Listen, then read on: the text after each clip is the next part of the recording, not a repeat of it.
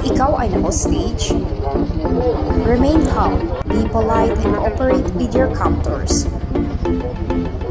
Do not attempt to escape maliban kung may good chance na makatakas ka. It is safer to be submissive and obey your captors. Saludo po kami sa kapulisan ng Baliwag. Reminders sa mga bystanders: kapag may hostage taking na nagaganap, huwag po tayong lumapit sa scene, lalo na kapag nahuli na yung hostage taker. Hihingi po kami ng tulong kung kinakailangan, huwag po kayong magsampa sa problema.